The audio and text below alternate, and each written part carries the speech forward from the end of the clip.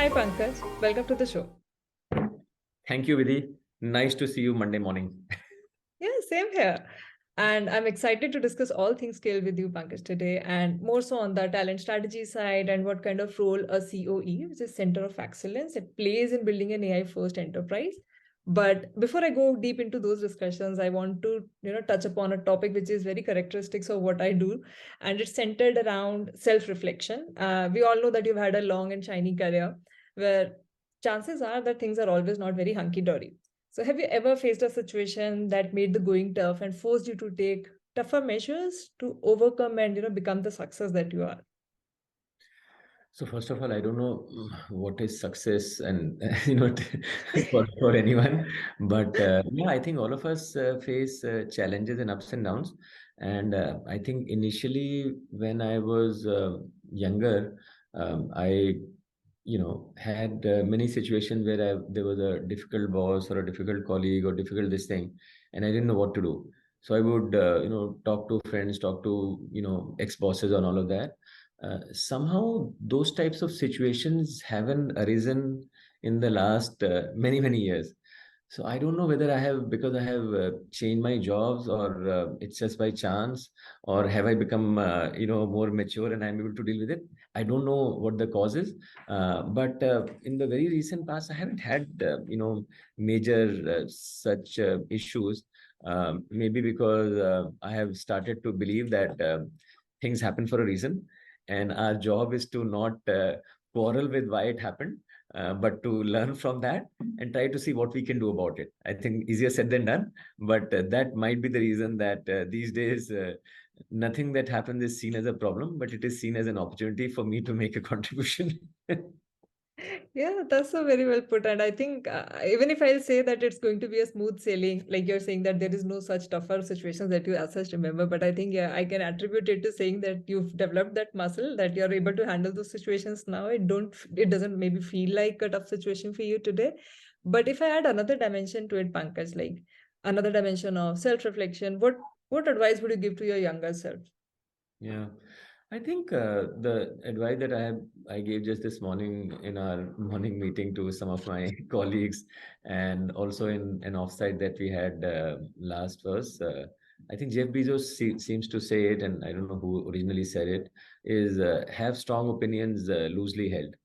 And while it is a nice, catchy phrase, what it means to me is that, strong opinion meaning, you have a point of view. And that point of view, the reason for having a point of view is that it will drive action. Because at the end of the day, it's the action that move the world. So it's very important to have an opinion, because that opinion hopefully will translate into action and will move forward. Because if you have a weak opinion, most likely you will not act and you will dilly-dally and not do things. So therefore, the strong opinion to me equates to a bias towards action. Loosely held really means that you are open to new information, and when new information arises, you are open to changing your mind. So it leads to learnability. So I think this phrase really translates for me into bias for action and continuous learning, which I think we keep hearing, but I think it is very aptly put in that phrase. Yeah, and talking about continuous learning, Pankaj, it really makes me sad seeing what's going on in the industry, considering a lot of layoffs in recent times, and extending that concept of continuous learning. How would you suggest somebody to handle the situation and maybe come out of this as a winner? Like any tips that you want to give to the folks who are impacted? I think in every place, first you have to understand why is the system the way it is. And these days, I mean, layoffs are not new. In fact, I was talking to someone last week who was in Google.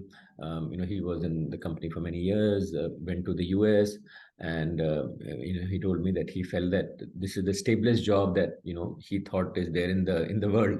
That is a company which has never had layoff, and then 1 year down the line, they just closed down the entire department. So I think the takeaway in my mind from all these situations is that there are various stakeholders that we talk about in any business. You have the employee, you have the shareholder, you have the customer. I mean, you can say civil society, whatever. Uh, all said and done, I think we are still in the world of shareholder capitalism and not stakeholder capitalism, which we all aspire to be. Because everyone says that you have to balance the needs of all the stakeholders in your ecosystem, and capitalism is not just about enriching the shareholder, but I think the shareholder is the most important priority, it appears to me, because there is no other way for me to explain that very profitable cash rich companies would lay off people, and the cost saving of those layoffs is quite small compared to their profits or their ability to absorb cost. They are not loss making companies. So that's what it appears to me, that despite what people might say, the managers are rewarded by the shareholders or the board for making sure that the EPS, the shareholder metric that they have committed to, they come first at the expense of employee. That's my sort of personal takeaway there. Everything is about creating value. It's all about business impact. It's all about business transformation, and everything else is a means to an end. Now, what is starting to happen, at least that's what it appears to me, is that the means are suddenly becoming more important than the end. That I have to do digital. I have this data. Can you help me? So my thing is, this is like putting the cart before the horse. Why do you want to do digital? Why do you want to have a use case? I sometimes think that people need to spend more time honing their business strategy, their business focus, and less time focusing about all these technology stuff that get discussed. Because I think sometimes I have this cynical view that folks are spending more time thinking about technology, where that time could have been better addressed thinking about the environment, market, and business strategy. And if they had done a better job of that, the technology could have taken care of itself. But since you're going inside out and saying, oh, I have to use this technology, or I have to use this use case, you are not sharpening your business skills.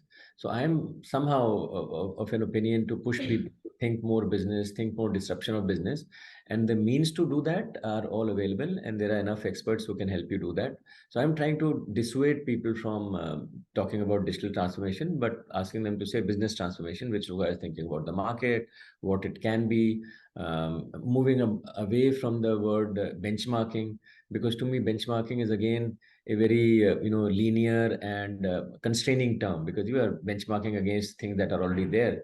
But frankly, what disrupts you is what does not exist today. So how will you ever be a leader if you're only benchmarking? You can only be a follower throwing benchmarking. So I'm trying to remove a lot of words from the dictionary or our lexicon, because to me I think they reflect a old waterfall linear type of a mindset, while today we are in a abundant non-linear type of an environment. Yeah, I see. And I think when you mentioned about having there's a distinction between business transformation and digital transformation, I really agree with the point where you say that whenever we keep business at the forefront, everything else looks like a means to an end, like any digital technology that you take for that matter. But would it be a right way to say that business use case, I think you somehow mentioned that use case is also not the word we should be using, right? Then the whole analysis that we think that can give a leverage to the business, for example, in terms of being a leader and not really being a follower, right? Starting from that and then taking it backwards, isn't it really the first step in digital transformation? Can I say that business transformation is the first foundational stepping stone for any digital transformation? Can I put it like that? So I'll tell you what we have been promoting in our company. So we said that this is an often asked question on how do you drive all of these things, and we have to have some kind of a common language, and there can be any common language. I don't think you have to have just like in speaking we can use English or Hindi or Sanskrit or Python or COBOL or whatever. But as long as we are all speaking the same language, I think we communicate and it works. So I think every organization, if it is going on some kind of a journey, they ought to determine a common language. Long ago, when I was in GE, we used to have this Six Sigma, and we had a common language. It used to be called DMAID, define, measure, analyze, improve, control. Everyone knew it. They knew what it meant. They knew the toll gate. They knew the measurement. So that way, it was easy to drive that program across the company. So we are trying to also institute a common language of this business transformation, digital transformation in our company by adopting. There's a Gartner framework. Now, this Gartner framework, and you could have, everyone has a framework, and you could have used any framework. But I think all those frameworks have these three layers, which the Gartner framework also has. The top layer is called the business strategy layer. The middle layer is called the operating model layer, and the last one at the bottom is called the technology layer. Let me explain each of them one by one and the way it plays out. So business strategy layer says that you got to create your digital ambition. And frankly, your business ambition is among the balanced scorecard of increase revenue, reduce cost, reduce risk, all of those, the standard things. So they are saying all of the businesses should have some kind of a business strategy, business ambition. Now do a workshop to determine what could all of these digital technologies do to accelerate those ambition. So you have, let's say, transport cost optimization was your big why, which was important for you because that was a big cost for you. Now you say, okay, I can bring a bunch of startups, or I can do this new technology, or do something using blockchain to enhance my transport effectiveness, reduce cost, improve transparency, stuff like that. So this could be an example of identifying a element of the digital ambition. So the first step is determining the digital ambition, which is a set of action that you will take using these digital technologies to accelerate your business ambition. So that's number one. Now, there can be a series of technologies that you can utilize. They could be your own, they could be from your vendors, partners, startups, whatever. So that you have to determine, make, buy, partner, all of those types of things, collaboration. But I think the most important thing is the middle layer, which is the operating model that Gartner calls out, which is to sustain all of this and scale all of it. And you did say, talk about scaling, because doing anything one time is great. I mean, you can do it and it's important. You have to do it right first time. But now that you scaling to us is in two dimensions. One, I've done it in one area or one plant or one store. How do I take it to 500 of them? Two, how do I make sure that it sustains over time? The model doesn't drift. If it drifts, I get to know and I'm able to update it and all that. So those two things of sustainability, which is about going to multiple places and making sure that the consistency is maintained over time, are the two factors that we all need to focus on. That is where this whole operating model comes in. That the operating model has 5, 6 different elements which are related to talent and org design, decision rights, governance, funding, and what have you. So these are all the softer aspects in the organization, which you can maybe cumulatively call culture. And many a time, this is the failure that many of us face, that your culture is designed for the waterfall world. But now suddenly in your agile world, some of those cultural elements, which is your finance function, procurement function, HR, many other things may not have been designed, and you forgot to notice it and did not make the change. And that is becomes your failure point. So that is where a lot of thinking and investment has to be made to sustain and scale the culture that you are starting to create through that one project.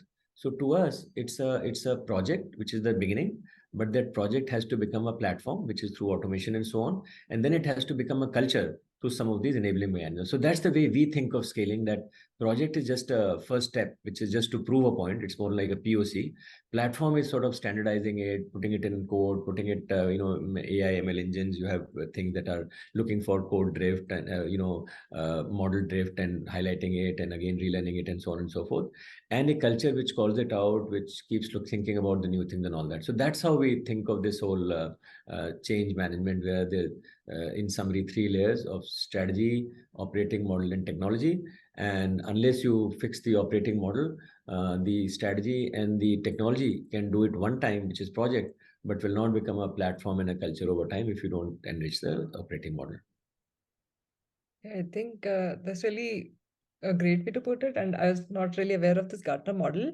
But when you mentioned about strategy and then operating and then the technology, right? Those discussions. Should I say the technology discussion should not be a sequential step to strategy discussion? Should those things be happening at the same time? Yeah, so what is happening now is that earlier what had happened was that the strategy has been formulated by someone. But when we say the Gartner framework is there and the strategy, which is the digital ambition, has to be created, that is created with some of the folks which have the digital mindset already in place. So in our case, for example, when we go to a business, and the businesses may or may not have that digital mindset.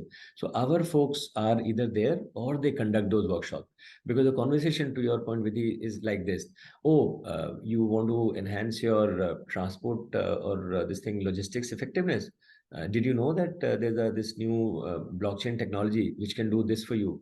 Oh, we didn't know that. Oh, then your aim of reducing it by XYZ is actually too less. We can do far more than that because this technology exists. Okay, then I can change my strategic goal to from X to Y because you tell me this is possible. Great, thanks. So should we prioritize this as one digital project for us to take in our digital ambition? So the point I'm making is that folks with that background will suggest ideas on what can be done using digital technology, which can even modify what the strategic intent was, because it can be done differently, better, or something totally different can be done which wasn't thought about. I mean, imagine that you went into a totally offline business and told them that, you know what, and assuming that they did not know that, you can take them digital online, and that website or that model can create a totally new set of customers, totally new model, and get them new customers. They can in fact even think of new products for those set of customers and create a totally new line of business for them. So that will be quite transformative for any business which was totally offline. Now, this discussion could have only happened if the person who was in that discussion had this knowledge and knew that business and could suggest that this can be an additional thing that can happen. So, by the way, in that digital ambition, we classify the initiatives into three buckets. We call it enablement, optimization, and transformation. Most of the time, enablement is the simple stuff. You automate something, you do RPA or do this thing. Optimization is slightly more complex. You use data, you optimize, you do something. And transformation is something totally different. So we try to push people to say, let's not just have things in the enablement bucket, which is the easy stuff. Anyone can think of it. Oh, I'm doing it this way. I can automate it. This will be done faster. There, you don't need a digital person to do that. Anyone can think it. What do you have in the optimization bucket and what do you have in the transformation bucket? And if you have nothing in the transformation bucket, you're not thinking bold enough. So those are the kind of conversation that this workshop can drive and say, what else can be here? What have we not thought about? And this requires a lot of research in your own industry and sometimes beyond your industry to bring in ideas of that nature. I mean, imagine that just a hypothetical question that if how did Tesla come about? If someone went into a discussion saying we'll build a new type of an automobile, and they were thinking in terms of gearboxes and the same way that fuel injection worked, this wouldn't have come about. So someone came up and said, you know what, we have this new battery technology and you could do an electric vehicle and it will be a totally different thing. Outcome is the same. It moves people from X to Y. So can we not do this? So that is the type of discussion someone has to drive, that you are in a business, you understand the need of the customer, you are doing it in X way. Is there a Y or a Z or totally different way that someone can tell you, because they know that the technology exists and it can do that? And that's the type of conversation we want to drive in such workshops. Yeah. And can I say that strategies are mostly iterative in nature? For example, there's a push and pull model, right? So push, and like you correctly mentioned, like if there are technology executives and there's a business executives, what we want is a more alignment in between the two of such teams. If technology teams comes forward with a solution and propose it to business, that I think we can do improve maybe by X percentage some of the measures and improve operational efficiencies, for example. There could be a better way to do that, and then the business takes it forward. So should it be coming from business or should it be proposed by technology? There is no, I think, right way for that. But how do you think about this push and pull model? Who should be coming first? Is it open to iteration? And how long does it take to really come to one single common language, like you were also mentioning?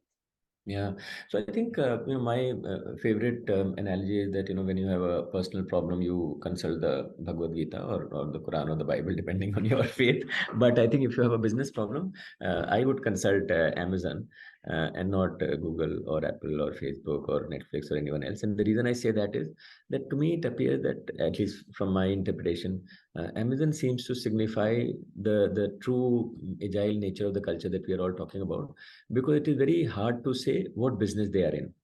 For Google, it's very clear. They're in the advertising business. For Apple, also reasonably clear. You can say something about it. But Amazon, it's totally unclear. They're in the business of books, or now this thing, or tomorrow something else. So what is it? So therefore, our own thought process about business boundary or industry boundary does not exist over there. The question of whose business and whose technology does not seem to be existing over there. And all paradigm in which the digital companies are expected to operate are a very different paradigm. And if we ask the same old question, I think those answers will not move us forward. I think we need to figure out and asking different questions. So if you think about Amazon, my impression is that they come from this whole view about customer obsession, and then they say, we will figure out new and different ways of creating value for our stakeholders and customers and so on. So I think they are just driven by that, and for them, what business we are in doesn't matter. Am I a business person or a technology person? Doesn't matter. So I think that some of those questions have been made negligible, and they're continuously. And if you were to ask what is their strategy, what is their strategy on, let's say, any particular segment? You won't know because they'll suddenly enter a new segment because they saw an opportunity and went there. So it is iterative.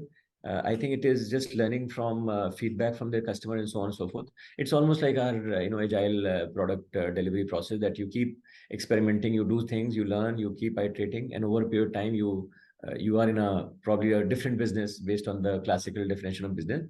But what you're doing is very simple. You are just responding to the customer feedback, coming up with new ideas and doing experimentation. So therefore, I would say today's strategy is a lot of, I mean, again, using Amazon as an analogy, that our lesson learned is that you have a set of customers that you serve. Try to do various experiments, imagine what their needs might be, serve something to them based on their feedback, iterate, and just keep doing that. And I think you will probably find your way and continue to grow and thrive. Have your structure and the culture aligned, because no companies can't just wake up and say, okay, from tomorrow we'll be like True. Amazon, because they came there through a series of measure, their culture, their structure, their financial model. Many of those things have to come together. So many a time we tend to copy. I mean, sometimes we tend to copy people as human beings. So and so leader does this, I will do that. No, that is just one element of that individual which is consistent with his or her personality type. You can't just copy one element. You have to figure out how you can get inspired by that and improve yourself, and your improvement may not be in the same dimension that someone else has. So I think we have to also figure out how do we take inspiration from others but not copy them, but find our strengths and hone them. Because I think that is the most important critical thing for all of us to know, that as human beings or as organizations, all of us have strengths, and we have to recognize those strengths and hone them, and we will create value in different ways than other people. In the past, I think that benchmarking forced us to create value in the same way. Today, I think we are almost forced to create value in different ways, because we have different sense and we have the opportunity to create value differentially. And if we are talking about, everyone should leverage their strength, and there's a, everyone is a personalized product. So everyone is a personalized delivery of product also. Every company can be very different. I do the same thing, but very differently. And you do the same thing, but very differently. But both of us are, bringing our unique strengths to the table and satisfying the customer into very different ways. And maybe there are two different customers, or maybe the same customer who gets satisfied with both, and that's fine. But I think the more important point is discovering and honing your own strengths versus trying to copy someone else, because then you will fail. Yeah, and I think when you're talking about failure, what I also want to touch upon is the part of innovation. I think Amazon keeps doing a lot of innovation, which is like having an appetite to learn, fail, repeat, and keep doing it till you kind of make some breakthrough discoveries. Not everyone is, I think, very receptive of these things. So, what are your thoughts on this? I think in today's day and age, again, because of so many of technologies and tools available, I think the cost of failure is quite low, and the cost of experimentation is also quite low. So I think it is quite possible to do a lot of frugal experimentation today. I mean, imagine, I mean, especially in the world of web world, you can take a small sample, launch a small feature, test it out. If it works, and frankly, all our these social media websites and all, they're doing it all the time. We don't even know it. When they are doing Yeah. hundreds of experimentation all the time, and we don't even know it. So I think that if they can do it, we can take that principle and apply it in our world also. I mean, if I look at manufacturing, which is supposedly very capital intensive, there are also new technologies like 3D printing and many others which are atomizing the way things get done. So I think in general, large fixed cost type of models which were there in technology, replaced by cloud, are also happening in other areas where small experiments can be done in a cheap way, and based on those learnings, you can scale it. So I do think that people have to take that inspiration. That can I do a small POC? Can I try something out? If it works, then I scale it, and it is more possible today than it was ever before. I think because of new technologies. Yeah. And Pankaj, when we were talking about those business strategy, and when we were seeing that these questions are maybe not valid anymore, would it be the same thing with various terms that we get to hear about business strategy, data strategy, AI strategy? There are a lot of strategies itself, the words that we keep hearing. So then is the difference between these three, is it also diluting in a sense? Yeah, I think so. So I was there was a session I had with we all attended with Sharad Sharma, who's the founder of Yeah. iSpirit, the chairman of iSpirit. He was kind of almost jokingly berating MBAs to say. all of you guys only think very linearly, and you guys are not disruptive enough. And he was almost kind of highlighting that the technologists are the ones who can think disruption, and maybe he's right in some way, and maybe it's not an either or. Maybe you can bring those things together and so on. So I do think that many of our terminologies that have been created, and all of these were, I think, created by MBAs like us only, maybe not relevant in the same way as they were relevant in the past. Just like everything else. If the world has become so different, and everything has to become very agile, then what's the point? The long term strategy then has to be more at a purpose level than at a tactical level, is how I would look at it. Earlier, Hmm. strategy used to be far more defined, because you were waterfall, and if you defined it, then you created a project plan and delivered it. But now, if the delivery model is agile, then the strategy by definition has to be more purpose driven, or more higher order than very specific, because you can't define that specificity in an agile world. So I think we have to just, those terminologies in spirit probably stay, but the way we need to interpret them and the way we need to execute is need to change. So I think Yeah. any model or any of these things, if interpreted in the right way and executed in the right way, can work. But the problem is sometimes the interpretation and the execution are so tied with those words that people are unable to change. So many Hmm. times it's better to just remove those words. Otherwise, you are probably sometimes stuck in the past. So which is the reason sometimes I try to remove certain words, because those words seem to mean something. They seem to mean you have to do things in a certain way. And instead of trying to tell people to change it, just change the word itself. Yeah. So while we And do use the word strategy, by the way, I have to say that we do. But like I said, we use the word strategy in a more nebulous way, to say it's more directional. It is more this thing that you need to have it, not in a very, very specific way. So again, you need to know how you're interpreting those words and how you're using them. yeah, and allow me to use strategy for another word as well. Like, what should be a good strategy to hire the talent? So, talent strategy.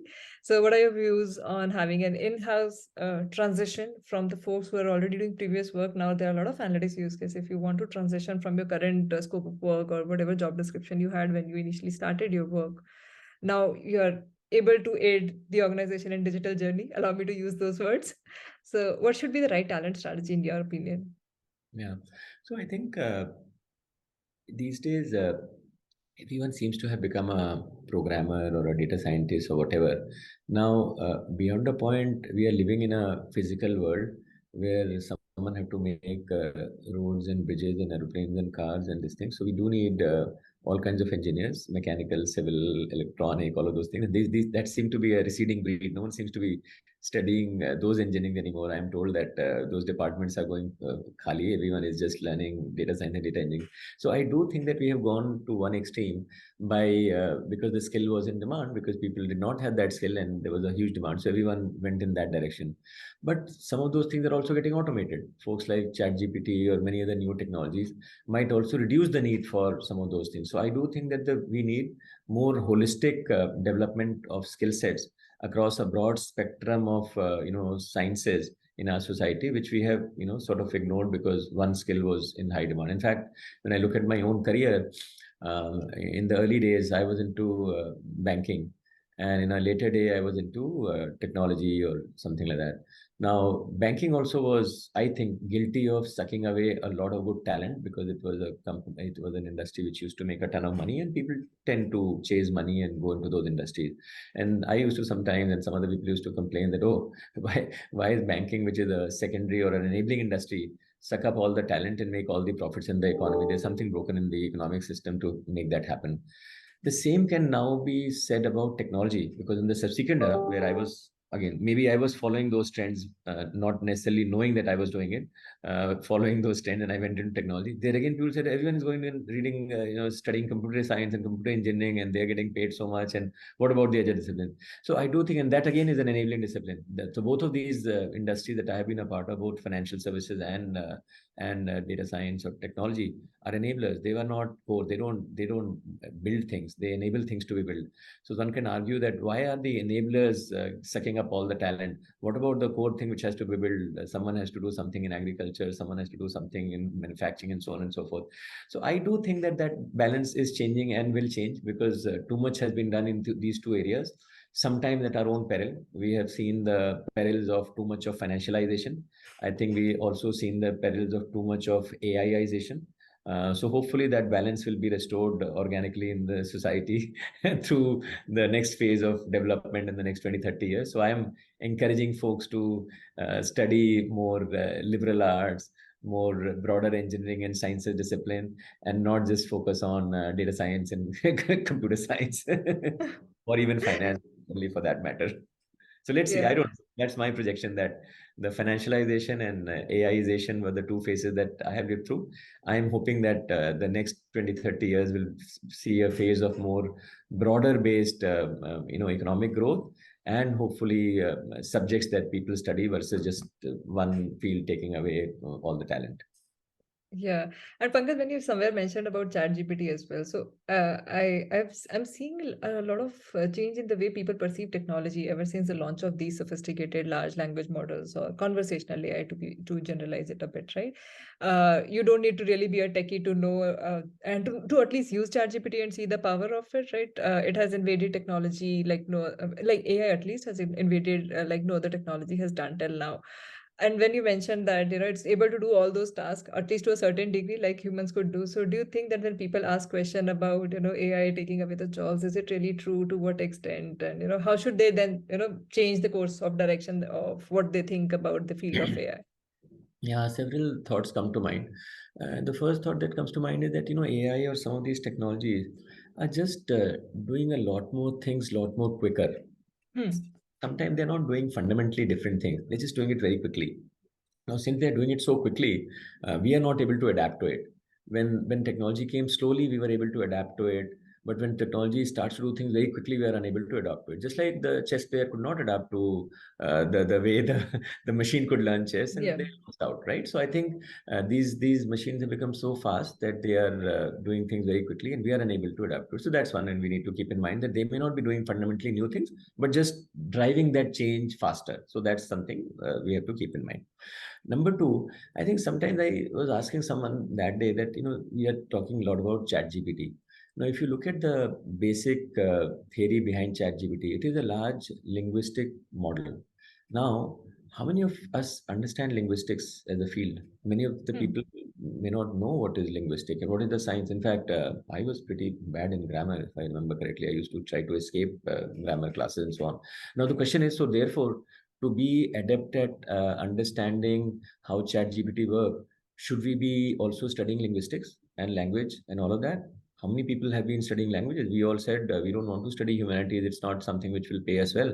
So should we now start learning that? So I do think that questions will have to be raised that some of these technologies, while very smart, are we capable enough to understand how they work, and are we able to use them effectively? So I was talking to some of my colleagues in the office who are using it to optimize their code. So lots of people are now using it to optimize code.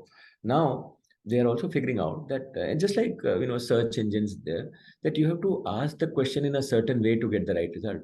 Yeah. But unless you know how those things are programmed, how will you ask that question? So similarly, just I mean, in a simplistic way, we all know that in Google search also, if we ask the search question in a better way, we get the right results. So Yes. similarly, how do you know how to ask questions? So I do think that we need to learn how to use them. We think it is trivial that it is there and we can type anything and something will come out, so it is good, but it is garbage in and garbage out. So I think we need to be also taught into utilizing them effectively. Otherwise, we'll do the wrong thing without realizing it, in my. Hmm. So I do think that those things have to be kept in mind as we go forward. And while and about taking away jobs, I think we've also seen that new jobs keep getting invented. I mean, remember when this whole AI thing happened, then data tagging and all kinds of new jobs, data governance, and those jobs came about which did not exist. So I think new jobs will come about. I think the challenge will be quickly reskilling people. So I think Hmm. jobs are out there. Are people, willing to learn? So I do think that as the newer generation starts to realize that you don't learn one time and monetize that learning for the next 40 years, which is what my dad did, or maybe I could say some of us are doing. Our children obviously do not have the luxury to do that because things will change so fast. So maybe they will grow up in an era not having the notion that my dad or I had, that we can study one time and then now just keep working for the next 40 years, because we had that notion. So we probably just lived with that notion, and when it changed, we were not ready. But if these kids grow up with the notion that, yeah, we have to keep learning all the time, and that become their new normal, then maybe they are fine. It's us who may not be fine, because we were taught that you have learned it once, good enough, you have passed the exam, now you don't need to learn more. So we are the ones. So the generation which is in transition probably faces more problem versus the new generation who are natively born in that new era, where they just pick up the new skill without even being told to. So let's see. I think there is always a generation which is in transition. Yeah, and this is about the skills that a person can bring on the table. Do you think that the organizations will also stop asking n number of years of experience into this field? Because then the problem of breadth versus depth will come. You can't really be very deeply expert into one field if you're changing it quite often, right? So then the enterprises or the folks who are from the hiring side will this, change the way they think about having the right skills? Yeah, so I think how should first of all you talk about org design. Should the Hmm. orgs be designed now? I mean, many places the orgs are getting designed very differently. They are not the hierarchical design. They're all these, squads and tribes, and those things are already happening. Maybe new models of org design will happen. Now let's go dig deeper into the org design. What is the role of that? Let's just take the current agile org, product owner or scrum master or any of those people. Tomorrow new types of role may come about. So I do think that all of these things will continue to get refined. I don't Hmm. think that taxonomy that we grew up with, that this is what the org design looks like, this is what a GD looks like, this is how you do performance management, will be there. Because if everything is becoming agile and evolving, these concepts in HR, or for that matter in any other function, will also have to evolve to keep pace with the changes that are happening in the business side. So I think what you raise is a very important point, that many a time we talk about all this agility and all these changes that are happening. Are we thinking holistically about all the function in the organization? And I many times heard that, oh, technology has become agile, but the business is still not agile. Oh, now business and technology have come together, but our procurement and HR and finance are not agile. So I think that's Yeah. just normal evolution that is happening, that people aren't able to think about the future, and some parts are running faster than the others, and the ones, of course, that are closest to the customer run faster than the others, and the one that are farthest from the customer are the last to see, they see the impact much later. But I guess maybe that's how it is.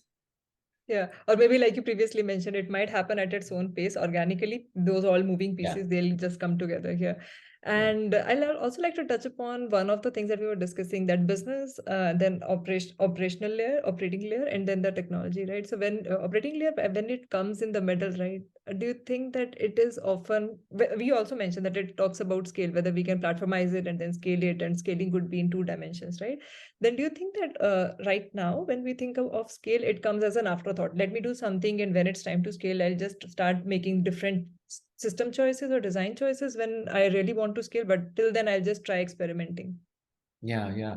So absolutely, that's happening. In fact, I again reflect and remember a chart that I saw of iSpirit. This is this organization which is doing all this India stack. So they had three circles. They had a 30-year roadmap of what they want to do. So they were saying first, whatever 5 years, something doer. The next 10, whatever years was a planner. And the last one was the architect.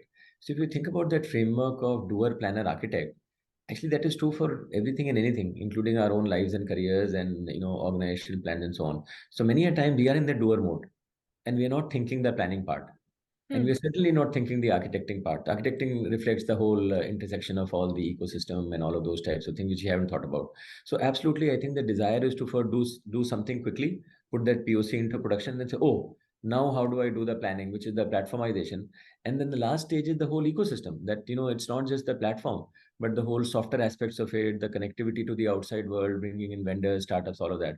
So I do think that if we were to apply that whole doer, planner, architect concept in our mind upfront, and think of the some of the architectural elements, and definitely many of the planning elements before we do anything, it'll be better.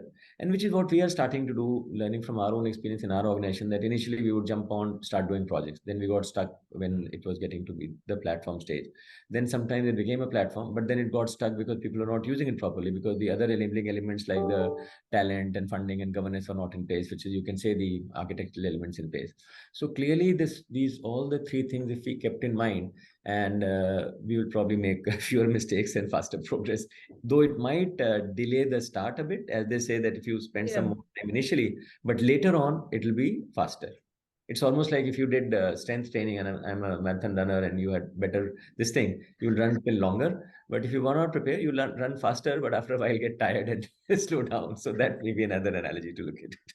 Yeah, that's a great analogy actually. And I was just thinking that, is there a way that because we have done this, we have repeated this cycle maybe multiple times, like the doer planner and architect that you were saying, right? Can at any particular point in time one become so forward looking that in planning stage, I at least know and I'm able to foresee the potential risk that might come if I don't pivot at the right time, or if I don't really have that system which can scale, or maybe the problem statement itself. Sometimes you just, start with a problem statement, and while you're deep into this little bit, you realize this is maybe not the right thing to work at this point in time. So how can one develop that forward looking mindset? So we are nowadays in general promoting the idea that there's a problem and there's a solution. That is again a Hmm. taxonomy that we use, and you can argue that, and or maybe I can argue that it's a waterfall taxonomy and not relevant for the agile world, because problem solutions are seen as very discrete two things. Hmm. I think you can say that actually today it's all interactions between two things Hmm. and evolution. So maybe again the terminology of problem solution may not be relevant because you're always continue to experiment, iterate, improvise. Where is the problem and where is the solution in this? You're just evolving, right? So Yeah. we're again trying to say, at least in our company, we're saying we'll do a problem discovery for you, because many a time Hmm. you think is a problem is probably a symptom. So we do a lot of these iterations to figure out what the issues are or where is the value opportunity. So instead of actually calling it a problem, we are calling it a value creation opportunity. That we don't know what Hmm. it is, but this is the domain where we need to work, and we'll create more value than what it is today. So I think we are trying to create a framework over there, using our own experiences to say, let's not just go there and say, oh, I have a problem, go find a solution. That approach we have found that doesn't work. So we are trying to create more of a problem discovery framework. And then, the solutioning framework also requires a lot of ecosystem thinking, that, even if you identify something, you don't want to do it all yourself. Some of it already a solution exists, or maybe in some you want to partner with a academia or a startup. There's something that you want to do it on your own also, and maybe all of them have to be done to solve that problem. So we're trying to come up with such approaches so that when we find something, we have a variety of ways to think about how to even think about it and how to progress it. And in the past, Hmm. we were very tactical and we would do it just one way, but we now know that we can do it in a more nuanced fashion. Yeah. And one thing I just want to bring a theoretical definition of when people say you're data first, that you use data for every thing that you do in your organization. And maybe even picking the right project itself is a data-driven decision, that you think in terms of ROI, and then you kind of rank order and just pick the right ones. Now, coming from this theoretical mindset, when you're saying about the value creation, w- can you zoom in more on this, and how do you calculate and evaluate the value? Because sometimes I think historically we say that we've been experienced people in the industry and we know what works and what doesn't work, or maybe what is exactly the need of the hour. Now, if I need to, put it into a mold of having a data-driven facts on table, which tell me how to estimate the opportunity. When you're asking about one of the frameworks as well, can you just elaborate more on what should be the right way to evaluate the opportunity size, or estimate it at least to a certain extent? So for that, we also have, so I think while we are a data science team, I think we sometimes joke among ourselves that we have become more like a framework team. So we have Yeah. a value framework. Now, this framework you can imagine as, I think, seven or eight verticals. The first vertical is financial value, which is the one which is Hmm. often talked about. But there are six or seven other verticals in that framework which talk about what are the other ways of creating value. And not everything can be quantified, so there are things which we will do in sometimes advisory, that we are working with some businesses on figuring out how to even think about it, and it is Hmm. sometimes left at that and we don't go any forward. How do we quantify that? Sometimes we have worked with some businesses to just look at the landscape of the market and do some research and to figure out where the opportunity might lie and where should we even work upon. What is the dollar value of it? Very hard to quantify. So similarly, there are some risk management type thing that we did certain solutions which potentially are going to save people from injury or death in a factory. What's the value that you assign to a life saved? We don't even know how many lives we saved. So you can imagine that while we are doing our daily lives, we are creating value around us, which sometimes if asked, we don't know what value that is. I mean, what is the value of spending time with your little daughter. What value did you create in your own life? I don't think it will be easy to do that. Or there can be so many things. So as they say, these, that MasterCard ad, that many things are priced well. They can't be priced well. So we have Yeah. created that value framework of those 6, 7 things with some real examples of things that are happening around us, which we tell people that, don't you think it's important? Okay. Or sometimes the the the intermediate operational metric, which sometimes you may or may not be able to translate into full dollar amount, that I improved this thing by this percentage or whatever. Now whether it actually translated into dollar is sometimes hard to. So we try to work with the businesses and say, how does value get created for you? And we'll use the terminology. This is like a Gujarati thali way of saying this is the theory. Now for you or this segment, let's identify these 5 things. Okay, now we agree. Now we'll create value in these 5 ways, and maybe 4 of them are not quantifiable, and that's fine. So we reach an agreement first upfront that this is what it is. Because if you don't reach an agreement upfront, in the end, people only want to look at dollar value, and every other value is Yeah. from. So I think it's important that you upfront say, what are we trying to achieve here? This. Now to achieve this, don't you think this will add value? This will add value. Okay, all of this will add value. Great. Now these 4 we can't quantify. So should we not do it? No, no, no. We need to do it. Okay, let's do it. So then it comes automatically. So I think you have to just handhold people at the beginning, go through it from first principles.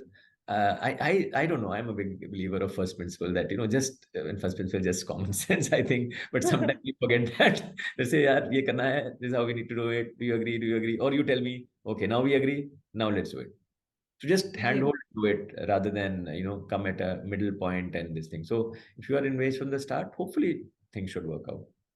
Yeah, I think it requires then a mindset shift. I would say, like you're talking about first principles, right? Then knowing about how we want to create an impact and at least defining the impact, if not quantifying the impact, I think that also plays a big role. Calculating the value. Yes, yes, All right. yes.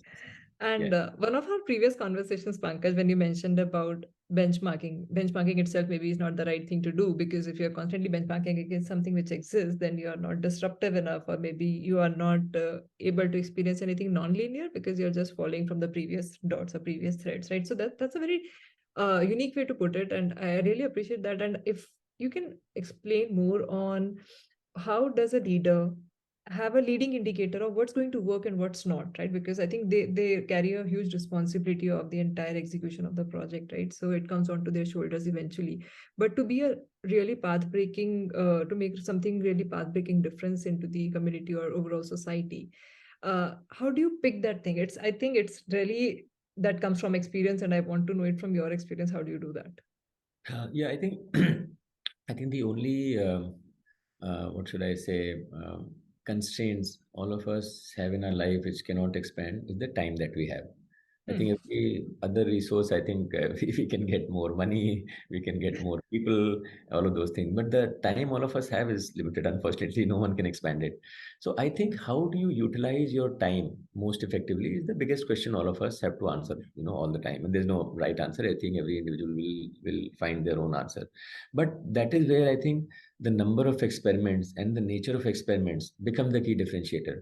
I have X amount of hours, you have the same amount of hours. What experiments and how many of them do I do will differentiate me from you. If somehow I'm able to do those experiments and able to get something out of it which will help me scale, that is what it is. So if you think about why is Amazon, again, I'm just using Amazon as an example, more Or we are successful. branding Amazon, right? Yeah. That they are doing, millions of experiments, and I don't think anyone even is aware because it's the culture Hmm. everyone is Yeah. doing, and there is a process which is able to bubble up good experiments more quickly than their Hmm. peers, and able to Hmm. allow it to scale and see the light of the day. So they have this process, and you would have heard about it that you can write a proposal, a 6-page proposal. Those and their proposals will have to have a news headline, they have to have a ROI and all of those types of things. So they are basically converting every individual or every person over there into some kind of a business oriented manager and not just a tech manager, saying, okay, what is the value of this, who's the customer, what will the news headline look like, what will you disrupt, what will change the world. So I think if you can bring in that culture of experimentation at every level and every individual in the organization, that becomes your competitive advantage. At any point in time, I don't think anyone knows what those experiments are, and it's not important. I think the what is important is that the culture, people are made aware of, trained to do experiments. There's a process which allows those experiments to be evaluated. the right one selected, and quickly scaled. So to me, that is the differentiator in the culture that has been created, and therefore those experiments don't matter anymore. So I do think that every organization or individual has to figure out what is the best way in this which they want to apply their time to do some of those experiments so that they can come up with the right ones and able to quickly scale them. Yes, yes.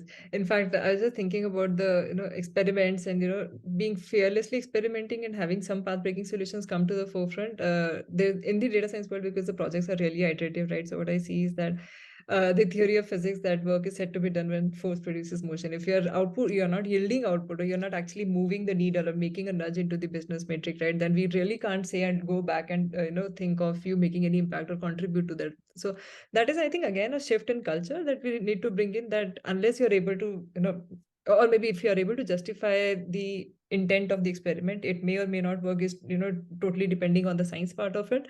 But yeah, promoting these kind of experiments is really important to know what can potentially lead to opening more business revenue streams eventually. Do you think that?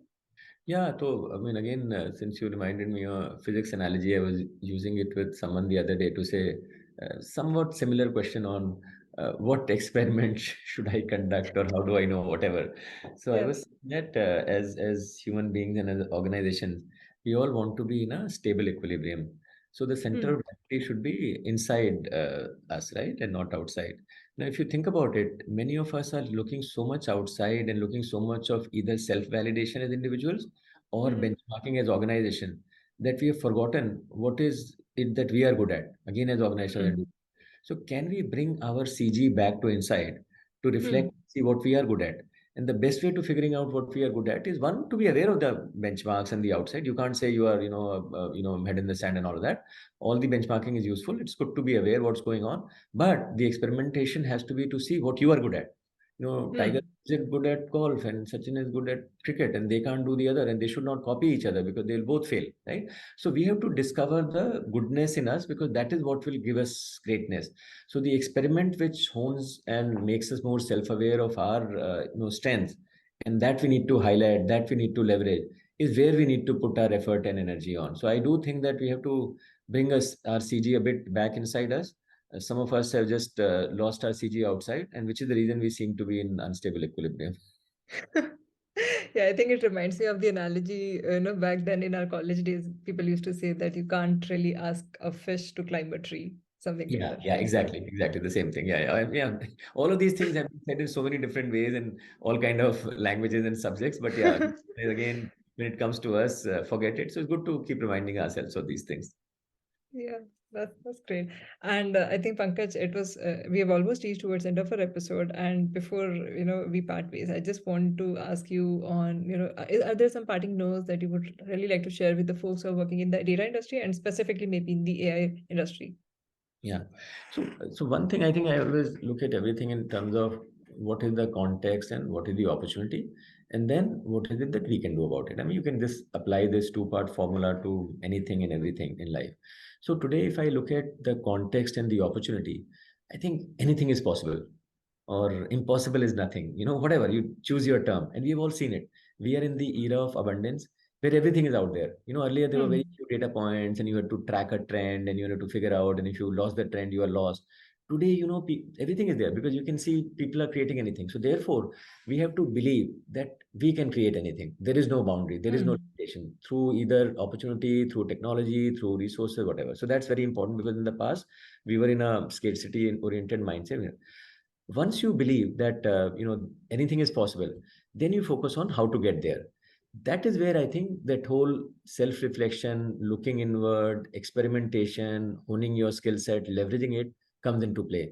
So I do think that today is the best time for anyone to exist as an individual or as an organization, as long as we can develop this new mindset or new muscle to say that I can create a totally unique new path for myself or for my organization, and I will be in a category of one, and there's no problem. Hmm.